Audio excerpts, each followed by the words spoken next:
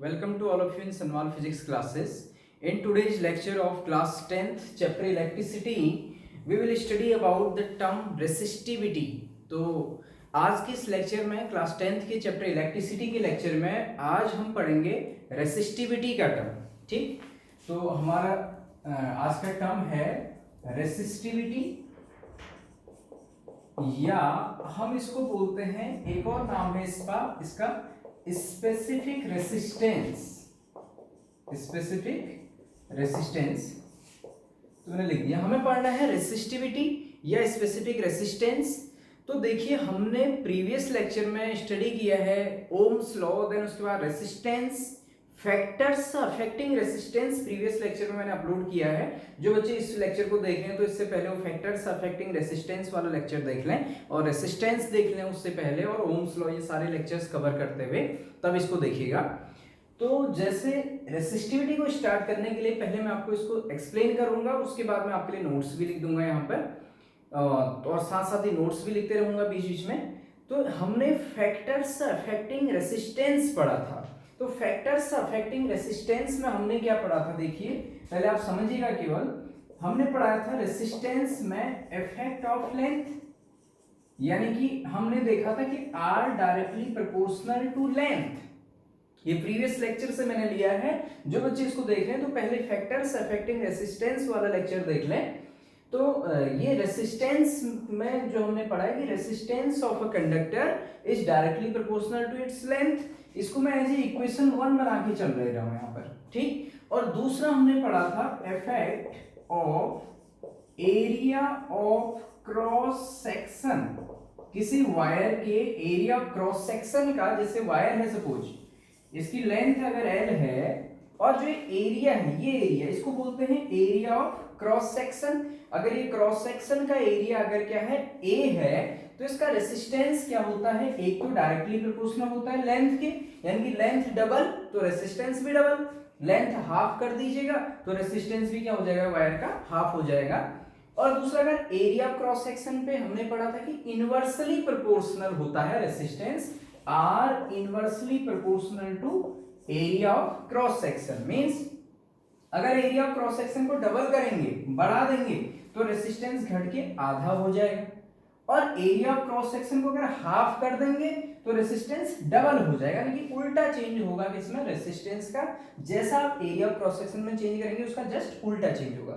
अगर आप इसके एरिया को 3 टाइम्स बढ़ा देंगे, एरिया ऑफ क्रॉस सेक्शन, ये वाला एरिया बात हो रही है, एरिया ऑफ क्रॉस सेक्शन, अगर इसको 3 टाइम्स बढ़ा दें, कि मान लीजिए वायर है, तो वायर में हम इसको कहेंगे एरिया ऑफ क्रॉस सेक्शन। अगर इसको 3 टाइम्स कर देंगे तो इसका जो रेसिस्टेंस हो जाएगा वो आपका घट करके 1/3 हो जाएगा। ठीक, तो हमें क्या पता था, किसी भी कंडक्टर का resistance directly proportional to length, दूसरा resistance inversely proportional to area of cross section.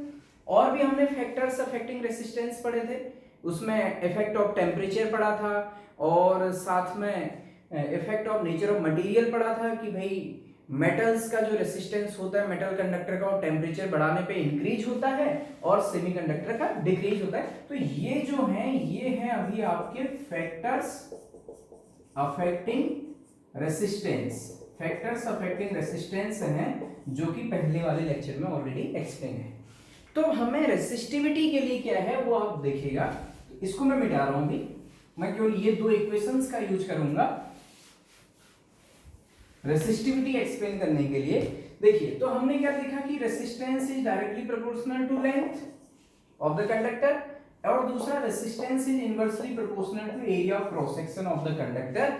2 equation हम केवल इन्हीं से काम करेंगे। अब इक्वेशन 1 एंड 2 से क्या हो जाएगा, देखिए फ्रॉम इक्वेशन 1 एंड 2 दोनों को अगर हम कंबाइन करके लिखना चाहें तो हम लिख सकते हैं resistance is directly proportional to L upon A।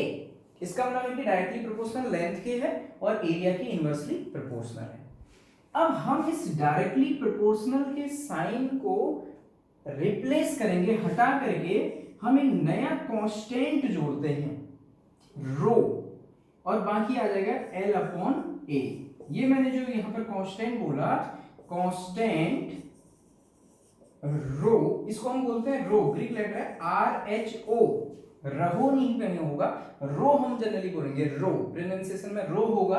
तो constant rho is the resistivity of the conductor, resistivity of the conductor, या हम इसी को कह सकते हैं स्पेसिफिक रेसिस्टेंस, या हम इसी को क्या कहेंगे, specific resistance of the conductor कहेंगे। अब भाई इसको भी मैंने चलो इक्वेशन 1 बना दिया। ये फॉर्मूला भी बहुत जगह यूज होगा, कहीं पर किसी कंडक्टर में अगर हमें लेंथ दी हो कंडक्टर की, एरिया ऑफ क्रॉस सेक्शन दिया हो और उसकी रेसिस्टिविटी रो दी हो, अगर हमें रेसिस्टेंस निकालना हो तो हम इस फॉर्मूले का यूज करेंगे। या इसमें 4 टर्म है, रेसिस्टेंस आर, स्पेसिफिक रेसिस्टेंस या रेसिस्टिविटी रो, लेंथ और एरिया। इन 4 टर्म में से अगर हमें कोई 3 दिए हो और किसी फोर्थ को अगर हमसे निकालने के लिए पूछा जाए न्यूमेरिकल में, तो हम फॉर्मूले को यूज करके इजीली निकाल सकते हैं। अब जो ये रेसिस्टिविटी रो है, इसके लिए हम यहां पर खुद से फॉर्मूला डिराइव करेंगे, यानी कि रो को हम मैथमेटिकली इंट्रोड्यूस करेंगे यहां पर। अब R equal to rho L upon A है, तो इसमें रो के लिए फॉर्मूला क्या बनेगा वो देखिए। तो एरिया को यहां इंटू कर दीजिए R के साथ, तो क्या हो जाएगा आर ए, और एल को अपॉन में भेज दीजिए, तो रो क्या आ जाएगा इस इक्वेशन से, आर ए अपॉन एल। देखिए क्या है equation, R equal to rho L upon A है, तो यहां से स्पेसिफिक रेसिस्टेंस या रेसिस्टिविटी हो जाएगा rho equal to R A upon L. This is the formula for resistivity. तो ध्यान दीजिएगा, कंफ्यूज नहीं होना है बोर्ड में क्वेश्चंस को सॉल्व करते समय, न्यूमेरिकल करते समय। रेसिस्टेंस का फॉर्मूला है R equal to rho L upon A, और रेसिस्टिविटी है rho equal to R A upon L. साथ ही में रेसिस्टेंस के और भी फॉर्मूले हैं, Ohm's law V equal to I R से R equal to V upon I, ये भी आपको अपने दिमाग में रखना है। लेकिन रेसिस्टिविटी के टर्म में जो फॉर्मूला है R equal to rho L upon A या rho equal to R A upon L. अब मैं यहां पर आपको एक चीज बताऊं, इसमें R क्या है, रेसिस्ट, अगर हम इसमें सारे टर्म अगर हम डिनोट करें तो रो क्या है, यहां पर रो है हमारा स्पेसिफिक रेसिस्टेंस, आर है हमारा रेसिस्टेंस केवल, यानी कि रो जो है स्पेसिफिक रेसिस्टेंस, या रो को आप और करके रेसिस्टिविटी भी कहेंगे। रो क्या है, या तो स्पेसिफिक रेसिस्टेंस या रेसिस्टिविटी। आर है रेसिस्टेंस, ए क्या है, ए है area of cross section, area of cross section of conductor, और एल क्या है, लेंथ ऑफ कंडक्टर। ये आपको क्लियर होने चाहिए। अब यहां पर एक और चीज समझिए, ये समझ में आ गया, rho is resistivity, R resistance, A area of cross section, और एल क्या है, लेंथ ऑफ कंडक्टर। अब हम थोड़ा सा और बात कर लेते हैं, इस एरिया ऑफ क्रॉस सेक्शन को हम कैसे फाइंड करेंगे। अगर हमें न्यूमेरिकल प्रॉब्लम में डायरेक्ट अगर ये मान लीजिए कंडक्टर दिया हुआ है, इसकी लेंथ दिया है, ठीक है, एरिया ऑफ क्रॉस सेक्शन अगर हमें डायरेक्ट दिया हुआ है, given metre square, centimetre square दिया तो हम उसको मीटर स्क्वायर में कन्वर्ट करेंगे, मीटर स्क्वायर जो भी दिया है, अगर डायरेक्ट गिवन है पूरा एरिया ऑफ क्रॉस सेक्शन, तो डायरेक्ट ये फॉर्मूला। अगर हमें एरिया ऑफ क्रॉस सेक्शन नहीं दिया है, अगर इस कंडक्टर या वायर का डायमीटर दिया हो सपोज, या रेडियस दिया हो, तब हम कैसे निकालेंगे। तो देखिए एरिया क्या बनेगा, किसी भी वायर का शेप होता है सिलिंड्रिकल। आप यहां पर समझिएगा, जो वायर होगा हमारा, कोई भी वायर कैसा होगा, सिलिंड्रिकल। मैंने ऐसा वर्टिकल व्यू बना दिया वायर में, सिलिंड्रिकल वायर होगी ऐसे।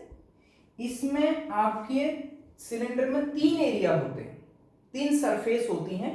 एक होती है टॉप की, टॉप प्लेन सरफेस होगा ना ऐसे, मान लीजिए ये है, तो वायर का टॉप प्लेन सरफेस, एक बॉटम प्लेन सरफेस, और तीसरा कर्व्ड सरफेस। तो कर्व्ड सरफेस जो होगा वायर का, वो तो हो जाएगा 2 पाई आर एल। ये आपने पढ़ा है क्लास 9th में भी, आपने मेंसुरेशन वगैरह में ये सब पढ़ा हुआ है, तो 2 पाई आर एल। लेकिन एरिया ऑफ क्रॉस सेक्शन कैसा होगा, ये सर्कुलर होगा, तो एरिया ऑफ क्रॉस सेक्शन का जो फॉर्मूला आएगा, चाहे आप इसको ले लें, ये क्या आएगा, सर्कल का area, that is pi R square. समझ में आया। तो यहाँ पर जो एरिया ऑफ क्रॉस सेक्शन है, इसके लिए हम हमेशा लगाएंगे वायर में पाई आर स्क्वायर, ठीक। तो इस फॉर्मूले को आप ऐसे भी लिख सकते हैं, rho equal to R A upon L है, तो इक्वल टू आर, ए की जगह पर क्या यूज कर लेंगे हम, पाई आर स्क्वायर। ये कहां से आया समझ गया, ये तो area of cross section of wire क्या होगा, एरिया ऑफ क्रॉस सेक्शन ये वाला पाई आर स्क्वायर अपॉन एल, ये हम न्यूमेरिकल फॉर्म में इसको यूज करेंगे। ठीक, तो ये तो मैंने रेसिस्टिविटी के लिए केवल अभी फॉर्मूला निकाला है यहाँ तक, ये हमने केवल रेसिस्टिविटी के लिए क्या निकाला है, फॉर्मूला। ठीक, तो आप क्या कर सकते हैं, देखिए अभी हमने रेसिस्टिविटी को डिफाइन नहीं किया है।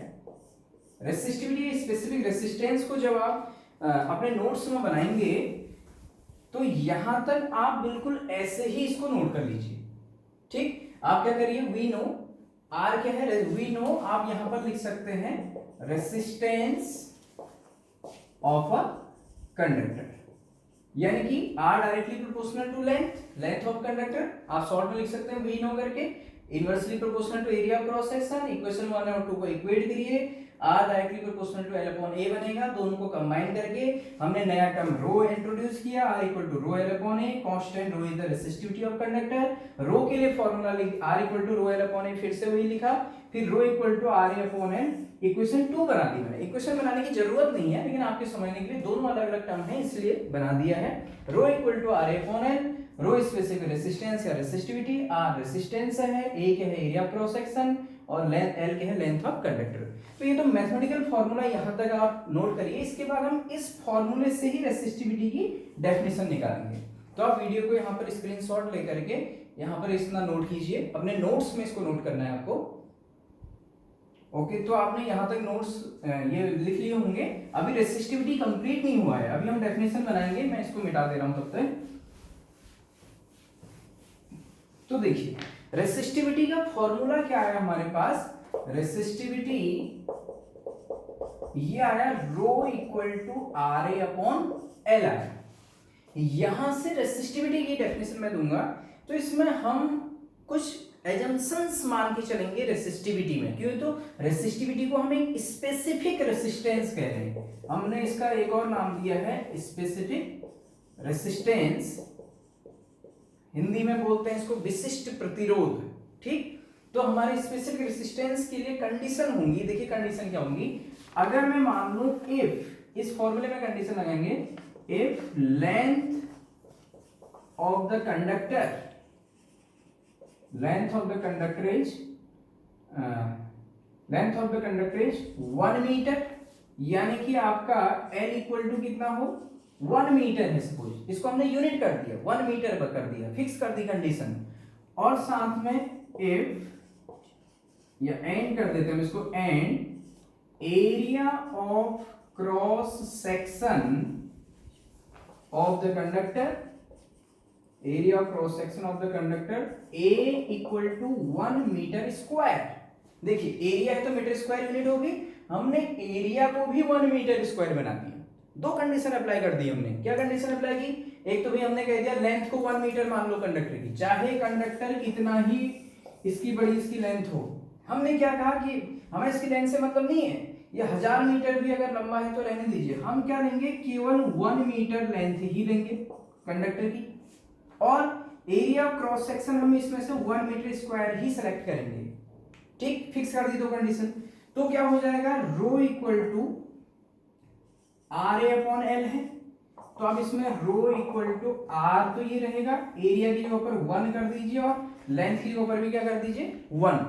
तो यहां से रो इक्वल टू क्या बना, फिर रो इक्वल टू बना ओनली आर। ये है मेन चीज। देखिए अगर मैंने लेंथ को 1 मीटर कर दिया, चाहे कंडक्टर कितना बड़ा है, मैंने 1 मीटर लेंथ की ओर सेलेक्ट करूंगा। एरिया ऑफ क्रॉस सेक्शन चाहे कितना ही बड़ा है, हम क्या लेंगे 1 metre square area of cross section select करेंगे। ठीक, तो दो कंडीशन अप्लाई करने पर rho equal to R A upon L, तो ए को भी 1 एल को भी 1 किया, 1 ए के ऊपर 1 रख दिया और एल के ऊपर भी 1 रख दिया, यहाँ पर इनटू 1 लिखा हुआ है। तो रो इक्वल टू क्या आ जाएगा, सीधे सीधे आर आ जाएगा ए और एल को 1 करने पर। यानी कि स्पेसिफिक रेसिस्टेंस या रेसिस्टिविटी किसके बराबर हो गई है, कंडक्टर के रेसिस्टेंस के बराबर हो गई है। लेकिन कब हुई, कुछ फिक्स कंडीशन पर। कब, जब लेंथ कंडक्टर की 1 मीटर हो जाए और area of cross section conductor का 1 मीटर स्क्वायर हो जाए। तो रेसिस्टिविटी यही तो है। रेसिस्टिविटी कंडक्टर के रेसिस्टेंस के बराबर ही है, numerically equal to resistance of conductor, यानी कंडक्टर के रेसिस्टेंस के बराबर ही रेसिस्टिविटी होती है, जिसमें कि कुछ स्पेशल कंडीशन होंगी कि लेंथ ऑफ कंडक्टर 1 मीटर होना चाहिए और area of conductor 1 metre square होना चाहिए। तो भाई दो स्पेसिफिक कंडीशन लगाई ना, कौन कौन सी, एक लेंथ ऑफ कंडक्टर 1 मीटर और एक area cross section 1 metre square. तो तब जो रेसिस्टेंस निकलता है वो स्पेशल कंडीशन लगाने के बाद निकला, इसलिए उस रेसिस्टेंस को ही स्पेसिफिक रेसिस्टेंस कहा गया या रेसिस्टिविटी कहा गया। स्पेसिफिक रेसिस्टेंस इसीलिए नाम दिया गया क्योंकि तो ये टर्म में कुछ स्पेशल कंडीशंस लगा दी गई, length 1 metre, area of cross section 1 metre square, तो रेसिस्टेंस अपने आप में एक स्पेशल बन गया, 1 मीटर लेंथ और 1 metre square area of cross section of conductor का, तो उसको हमने नया टर्म नाम दे दिया क्या, रेसिस्टिविटी। तो रेसिस्टिविटी की डेफिनेशन क्या बनेगी, अभी मैं लिख दूंगा यहाँ पर, the resistivity of a conductor is numerically equal to the resistance of the conductor. हमें रखना नहीं, हमें खुद से डेफिनेशन बनानी है। Resistivity of a conductor is numerically equal to the resistance of the conductor when the length of the conductor is 1 metre and area of cross section of the conductor is 1 metre square. ठीक, तो पहले मैं यहाँ पर इसकी definition को लिख देता हूँ। आप यहां तक के आप नोट्स ऐसे ही इसको उतारेंगे। ठीक, इसके नीचे मैं आपके लिए डेफिनेशन लिख रहा हूं। ओके, तो यहां पर मैंने आपके लिए रेसिस्टिविटी की डेफिनेशन लिख दी है। देखिए क्या लिखा, ये आपको सेम ऐसे ही लिखना है। देखिए रेसिस्टिविटी में पहले आपको क्या करना है, इससे पहले आपने नोट किया है, ठीक, उसके बाद जो आपने अभी तक नोट किया प्रीवियस वीडियो को पॉज करके, कंटीन्यूअस रेसिस्टिविटी ही चल रहा है अभी, फिर इसको आगे नोट करना है उससे आगे। ठीक, वो इक्वेशन आई थी, फिर इसमें हमने दो कंडीशन लगा दी, L equal to 1 metre, area equal to 1 metre square, formula आगे यहाँ से वैल्यू रखी, रो इक्वल टू आर आया, रो इक्वल टू आर के बाद अब आप डेफिनेशन लिखेंगे कि the resistivity of a conductor is numerically equal to its resistance. जैसे आप यहाँ पर देख रहे हैं, resistivity of a conductor is numerically equal to its resistance के बराबर, रो आर के बराबर हो गया। तो resistivity of a conductor is numerically equal to its resistance कब, when the length of the conductor is 1 meter, length is 1 meter and area of cross section of the conductor is 1 meter square और area of cross section कितना हो, 1 meter square हो। तो this is the resistivity या specific resistance। ठीक, तो आप इसको नोट करिए यहाँ पर वीडियो को पॉज करके। इसके बाद हम आगे पढ़ेंगे यूनिट ऑफ रेसिस्टिविटी। तो आपने इसको यहाँ पर नोट कर लिया होगा। ठीक, तो नेक्स्ट अब हम पढ़ते हैं unit of resistivity. Okay, next यहाँ पर यूनिट ऑफ रेसिस्टिविटी मैंने यहाँ पर हमने डिराइव किया, मैं आपको एक्सप्लेन कर रहा हूँ रेसिस्टिविटी की यूनिट क्या होगी।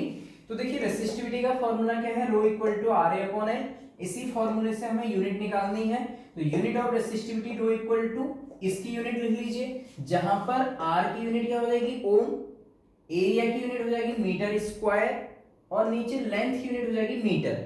इस मीटर से ये एक स्क्वायर कट जाएगा तो हमारे पास क्या बचेगा, ओम इंटू मीटर बचेगा, क्योंकि तो 1 मीटर से ऊपर स्क्वायर कट जाएगा।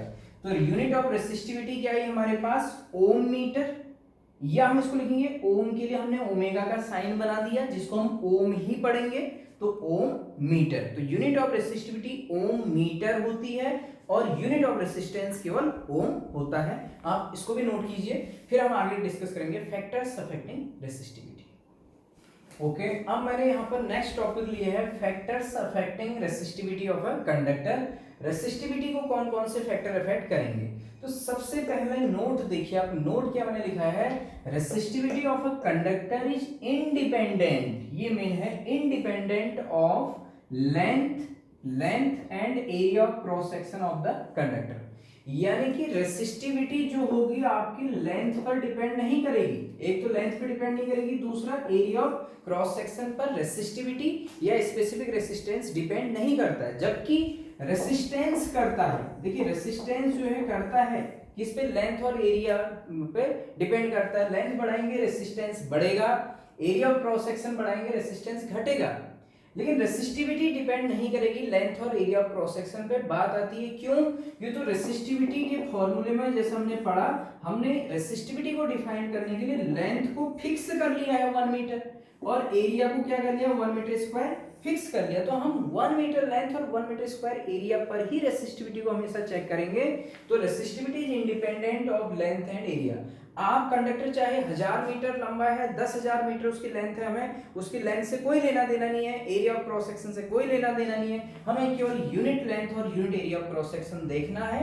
इसलिए resistivity of a conductor is independent of length and area of cross section of the conductor. पहले तो ये नोट करना है। अब रेसिस्टिविटी को कौन कौन से फैक्टर्स हैं जो अफेक्ट करेंगे? देखिए, एक है effect of temperature on resistivity. जैसे आपने देखा कि रेसिस्टेंस पे क्या इफेक्ट था टेम्परेचर का, मेटल्स का रेसिस्टेंस टेम्परेचर बढ़ाने पे इंक्रीज करता है, सेमी मेटल कंडक्टर्स का, सेमी कंडक्टर का डिक्रीज करता है, और एलॉयज का क्या होता है, नो इफेक्ट होता है, नेग्लिजिबल इफेक्ट होता है, इसलिए कोई इफेक्ट नहीं होता है। सेम रेसिस्टिविटी पर भी होगा। क्यों होगा? क्योंकि तो आप देख लेना, हमने लेंथ और एरिया को 1 किया तो रेसिस्टिविटी रो क्या है, आर के बराबर ही तो आया। तो रेसिस्टिविटी एक स्पेसिफिक रेसिस्टेंस ही तो है, इसलिए जैसे लेंथ और एरिया को छोड़ करके जैसे इफेक्ट रेसिस्टेंस पर होंगे टेम्परेचर और नेचर ऑफ मटेरियल के, वही रेसिस्टिविटी पर भी होंगे, जिसका रीजन मैंने आपको पिछले लेक्चर फैक्टर्स अफेक्टिंग रेसिस्टेंस में एक्सप्लेन किया हुआ है। तो रेसिस्टिविटी में टेम्परेचर का वही इफेक्ट होगा जो किस पे होगा, रेसिस्टेंस। तो इसलिए मैंने लिख दिया है the resistivity of metal conductors increases with increase in temperature, यानी कि मेटल कंडक्टर की रेसिस्टिविटी इंक्रीज होगी टेम्परेचर बढ़ाने पे। Second, resistivity of semiconductors decreases with increase in temperature. Semiconductor में उल्टा होगा, टेम्परेचर बढ़ाने पर रेसिस्टिविटी घटेगी लाइक एज रेसिस्टेंस। तीसरा, resistivity of alloys is independent of temperature. ये तो टेम्परेचर का रेसिस्टेंस या रेसिस्टिविटी ऑफ एलॉय पर कोई ज्यादा डिपेंड नहीं करता है। एलॉय जो कि दो या दो से ज्यादा मेटल्स का मिक्सचर होता है, आप जानते हैं। नेक्स्ट है effect of nature of material. जैसे हर एक मटेरियल का रेसिस्टेंस अलग होता है, ऐसी रेसिस्टिविटी भी अलग होगी। तो resistivity also depends on the nature of material. Resistivity of different conductors is different. एक मैंने आपके लिए नोट लिख दिया है special, silver has very less resistivity, और सिल्वर के लिए जो रेसिस्टिविटी रो होती है 1.59 इंटू 10⁻⁸ ओम मीटर होती है 20 डिग्री सेल्सियस पर। यानी कि आपको याद रखना है सिल्वर का रेसिस्टेंस भी और रेसिस्टिविटी भी सबसे कम होता है, तो इसलिए so silver is best conductor of electricity. तो जिसका रेसिस्टेंस या रेसिस्टिविटी जितना कम होगा, आपने फॉर्मूला पढ़ा था करंट के लिए, I equal to V/R, resistance कम होगा तो करंट क्या होगा, ज्यादा होगा, इसलिए बेस्ट कंडक्टर ऑफ इलेक्ट्रिसिटी होता है कौन, सिल्वर। तो आप इसको भी अपने नोट्स में नोट कर लीजिएगा, आप इसका स्क्रीनशॉट ले लीजिएगा, रेसिस्टिविटी को पूरा समझिए और इसके नोट्स आप प्रिपेयर कीजिए। तो आज के इस लेक्चर में हमने यहाँ पर रेसिस्टिविटी के बारे में डिस्कस किया, और क्लास 10th के सीबीएसई बोर्ड या और भी सारे जितने भी बोर्ड हैं, सब जगह क्वेश्चन बहुत पूछा जाता है, what is the difference between resistance and resistivity. तो आप इस लेक्चर को देखिए, समझिए और नोट्स बनाइए और लगातार पढ़ते रहिए। Thank you so much.